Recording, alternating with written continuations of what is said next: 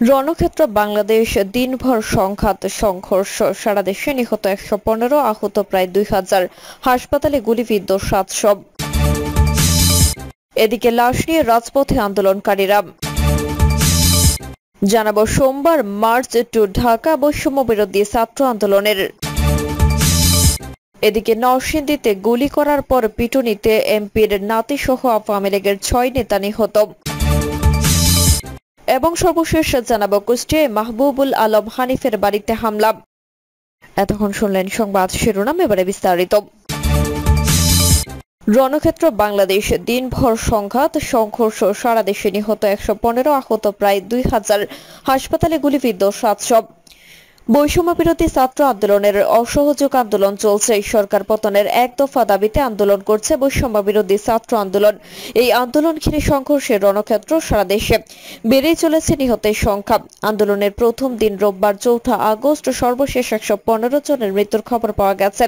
আহত গুলিবিদ্ধ প্রায় ২,২০০। সিরাজগঞ্জের এনায়েতপুরে গণপিটুনিতে ১৩ জন পুলিশ সদস্য এবং গুলিতে ৩ জন শিক্ষার্থী নিহত হয়েছেন। ভাঙচুর করা হয়েছে থানায়। প্রাথমিক নিহত পুলিশ সদস্যদের পরিচয় পাওয়া যায়নি, তবে নিহতদের মধ্যে এসআই ও সিও থাকতে পারে বলে ধারণা করা হচ্ছে। থানার ওসি আব্দুর রাজ্জাকের এখন পর্যন্ত কোনো হদিশ মেলেনি। পাবনা বৈষম্য বিরোধী ছাত্র আন্দোলনের ডাকে সর্বাত্মক অসহযোগ আন্দোলনের প্রথম দিনে পাবনায় আওয়ামী লীগ নেতার গুলিতে ৩ জন শিক্ষার্থী নিহত হয়েছেন। রোববার দুপুরে শহরের এ হামিদ রোডের ট্রাফিক মোড়ে বিক্ষোভ চলাকালে এই ঘটনা ঘটে। পাবনার অতিরিক্ত পুলিশ সুপার মাসুদ আলম বলেন, আন্দোলনকারী শিক্ষার্থীরা শান্তিপূর্ণভাবে তাদের ঘোষিত কর্মসূচি পালন করছিল। এই সময় পেছন থেকে পাবনা সদর উপজেলা আওয়ামী লীগের সাংগঠনিক সম্পাদক আবু সাইদ ও জেলা যুবলীগের যুগ্ম আহ্বায়ক শিবলি সাদিক পৃথক হামলা চালায়। এরই মধ্যে শিক্ষার্থীদের লক্ষ্য করে আওয়ামী লীগ নেতা আবু সাইদ এলোপাতাড়ি গুলি ছোড়ে।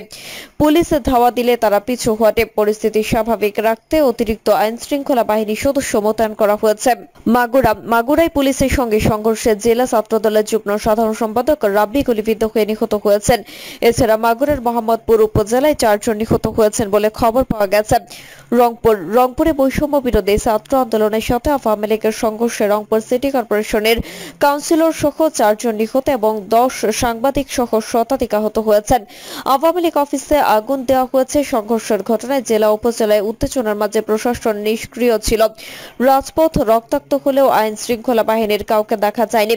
রোববার সকাল থেকে আওয়ামী লীগ নেতাকর্মীদের সঙ্গে সংঘর্ষে জড়িয়ে পড়ে আন্দোলনকারীরা। কয়েক ঘণ্টাব্যাপী ধাওয়া পাল্টা ধাওয়ার ঘটনা ঘটে। এই সময় শহরের বাজার স্টেশন, এস রোড, মুজিব সড়ক ও রণক্ষেত্রে পরিণত হয়। সংঘর্ষের এক পর্যায়ে আওয়ামী লীগ নেতাকর্মীরা পিছু হটলে পুরো শহর দখল করে নেয় আন্দোলনকারী ছাত্র জনতা।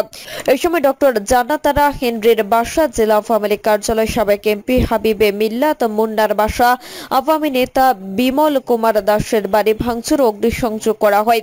এছাড়া জেলা জজ আদালত, এক্সেলেন্ট অফিস, মুক্তির সোপান, স্মৃতিসৌধ, শিল্পকলা একাডেমি সহ শহরের বিভিন্ন সরকারি বেসরকারি স্থাপনা ভাঙচুর ও অগ্নিসংযোগ করা হয়। সিরাজগঞ্জের শাহজাদপুর চয়ন ইসলাম এমপির বাসা ভাঙচুর করা হয়। বেলকুচি ও উল্লাপাড়া আওয়ামী লীগ অফিসে আগুন দেওয়া হয়। বরিশালে পানি সম্পদ প্রতিমন্ত্রী জাহিদ ফারুকের বাড়িতে হামলার সময় আন্দোলনকারীদের সঙ্গে আওয়ামী লীগ নেতাকর্মীদের সংঘর্ষের ঘটনা ঘটেছে। এই সময় আন্দোলনকারীদের হামলায় মহানগর ১২ নং ওয়ার্ড আওয়ামী লীগের সাবেক সভাপতি টুটুল চৌধুরী নিহত হয়েছেন। পরে আন্দোলনকারী প্রতিমন্ত্রী জাহিদ ফারুকের বাড়ির সামনে ১১টি মোটরসাইকেলে আগুন দিয়েছে। ভোলার নতুন বাজারে আইন শৃঙ্খলা রক্ষাকারী বাহিনীর গুলিতে ৩ জন নিহত হয়েছে। নিহতদের মধ্যে জসিমউদ্দিন ৭০ নামে একজন ছাতা শ্রমিকের পরিচয় পাওয়া গেলেও ২ জনের পরিচয় পাওয়া যায়নি। তাদের বয়স ২০ থেকে ২২ বছর বলে জানা গেছে। রোববার দুপুর ১টার দিকে এই ঘটনা ঘটেছে। এই সময় আন্দোলনকারীদের হামলায় ২ পুলিশ সদস্য গুরুতর আহত হয়েছেন। পরে আন্দোলনকারীরা আওয়ামী লীগ অফিস, শ্রমিক লীগ অফিস ও পৌরসভা ভাঙচুর চালিয়ে 2টি গাড়িতে আগুন দেয়। এই সময় ডিসি অফিসের 2টি গাড়িতেও আগুন দেয় তারা। বগুড়ায় অসহযোগ আন্দোলনের সমর্থকদের সঙ্গে আওয়ামী লীগ ও পুলিশের ধাওয়া পাল্টা সংঘর্ষের ঘটনায় ১ জন নিহত হয়েছেন। বগুড়ায় অসহযোগ আন্দোলনের সমর্থকদের সঙ্গে আওয়ামী লীগ ও পুলিশের ধাওয়া পাল্টা ধাওয়াই ও সংঘর্ষের ঘটনায় ১ জন নিহত হয়েছেন। আহত হয়েছেন বেশ কয়েকজন। রোববার বগুড়ায় ৭ মাথায় হতাহতের ঘটনা ঘটে। জয়পুরহাটে বৈষম্য বিরোধী ছাত্র আন্দোলনের অসহযোগ আন্দোলনের প্রথম দিনে দফায় দফায় সংঘর্ষে মেহেদী হাসান নামে একজন নিহত হয়েছেন। এই ঘটনায় কমপক্ষে 70 জন আহতের খবর পাওয়া গেছে। আহতদের জয়পুরহাট 250 জেনারেল হাসপাতালে ভর্তি করা হয়েছে। রোববার দুপুরে হতাহতের ঘটনা ঘটে। ফেনীতে অসহযোগ আন্দোলনের সমর্থকদের সঙ্গে যুবলীগ ও ছাত্রলীগের সংঘর্ষে 7 আন্দোলনকারী নিহত হয়েছেন। রোববার দুপুর 2টার দিকে ঢাকা চট্টগ্রাম মহাসড়কের ফেনী মহিপাল এলাকায় এই ঘটনা ঘটে। নিহতদের নাম ও পরিচয় জানা যায়নি। লাশ নিয়ে রাজপথে আন্দোলনকারীরা।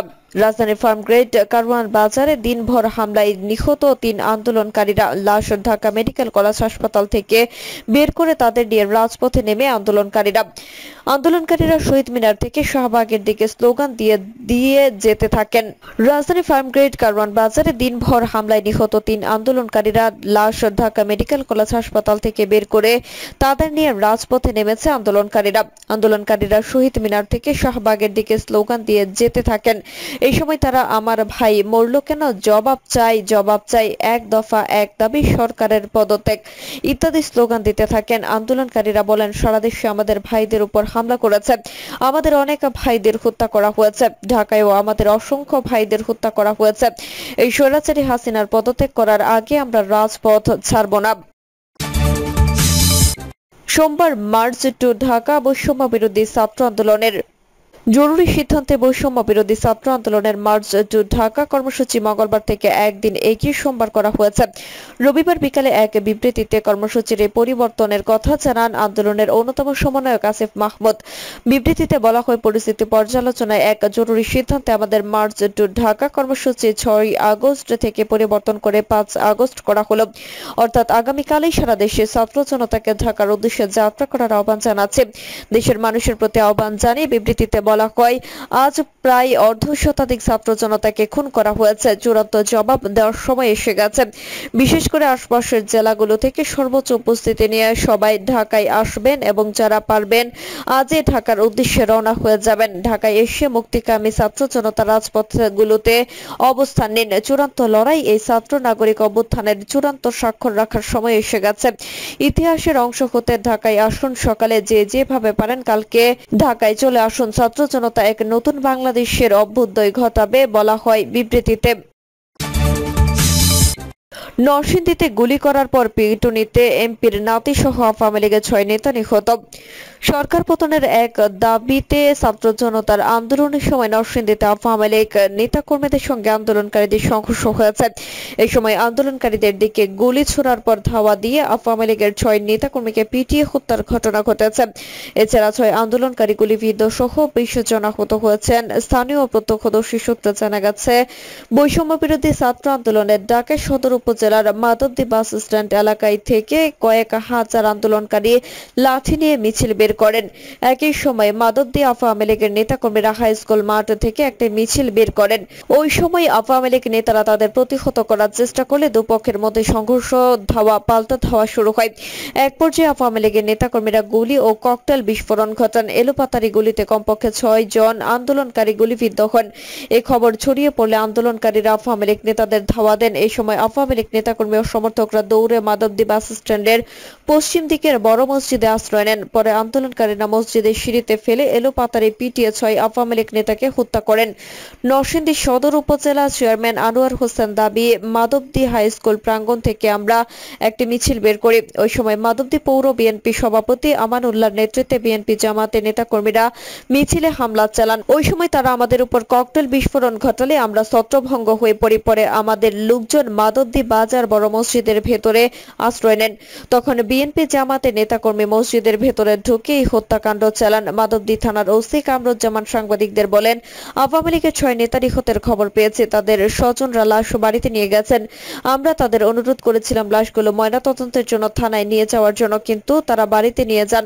বর্তমানে এলাকায় থমথমে পরিস্থিতি বিরাজ করছে।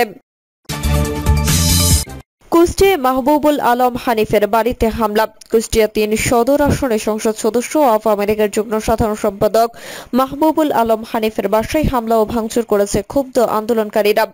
ভাঙচুরের খবর পেয়ে অতিরিক্ত পুলিশ সেখানে গেলে বিক্ষুব্ধ আন্দোলনকারীদের সাথে পুলিশের সংঘর্ষ ঘটে। এ সময় পুলিশ কাঁদানে গ্যাস ও রাবার বুলেট ছুড়ে তাদের ছত্রভঙ্গ করে। এই ঘটনায় কোনো হতাহতের খবর পাওয়া যায়নি। হামলার সময় ওই বাড়িতে কারা অবস্থান করছিল তা বিস্তারিত জানা যায়নি। সন্ধ্যা ৬টার দিকে আন্দোলনকারীরা হানিফের আলিশান বাড়িতে হামলা চালিয়ে ভাঙচুর করে। এই সময় অফ আমেরিকার সিনিয়র এই নেতার বাড়ি এবং টং ঘর ভেঙে ফেলা হয়। এছাড়া রোববার পুরো দিন জুড়েই কুষ্টিয়ায় এক দফা দাবির অসহযোগ আন্দোলনের কর্মসূচিতে অংশগ্রহণকারীরা জেলা অফ আমেরিকার অফিস, বঙ্গবন্ধুর ভাস্কর্য ও ট্রাফিক অফিস ভাঙচুর করেছে। এই সময় আন্দোলনকারী ও পুলিশের ধাওয়া পাল্টা ধাওয়ার ঘটনা ঘটেছে। দুপুর ১টার থেকে সন্ধ্যার আগ পর্যন্ত শহরের প্রাণকেন্দ্র মজমপুর থানার মোড়, ৬ রাস্তার মোড়, ৫ রাস্তার মোড়, জেলা স্কুলের সামনে দফায় দফায় ঘটনা ঘটেছে। এই সময় পুলিশ আন্দোলনকারীদের ছত্রভঙ্গ করতে কাঁদানে গ্যাস ও রাবার বুলেট নিক্ষেপ করে। কুষ্টিয়া শহরের এসব এলাকার রণক্ষেত্রে পরিণত হয়। এই সময় আন্দোলনকারী শিক্ষার্থী সহ অন্তত ৫০ জন আহত হয়েছেন। আহতরা জেনারেল হাসপাতালে চিকিৎসা নিয়েছেন। কর্মসূচির অংশ হিসেবে বেলা ১১টায় কুষ্টিয়া শহরের মজমপুর থেকে শুরু হয় চৌরহাস মোড় পর্যন্ত বিক্ষোভ ও গণসমাবেশ পালিত হয়। সেখান থেকে তারা আবারও মজমপুরে আসেন। এরপর তারা NS রোডে যান। তাদের পাশাপাশি বিক্ষোভে অনেক অভিভাবক, সাধারণ মানুষ, বিএনপি ও সহযোগী সংগঠনের নেতাকর্মীদের যোগ দিতে দেখা গেছে।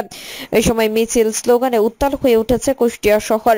এই সময় আন্দোলনকারীরা স্লোগান দেন, আমার ভাই কবরে, বিচার চাই, বিচার চাই, ভুয়া ভুয়া পুলিশ, ভুয়া খুনি খুনি খুনি পুলিশ, খুনি সরকারের পদত্যাগ চাই, আমার ভাইদের হত্যার বিচার চাই, দিয়েছি তো রক্ত, আরো দিব রক্ত, সরকারের গতিতে আগুন জ্বালো একসাথে। প্রিয় দর্শক, এই ছিল এখনকার সর্বশেষ সংবাদ আপডেট। সব সংবাদ পেতে চ্যানেলটি সাবস্ক্রাইব করে বেল আইকনটি ক্লিক করে রাখুন।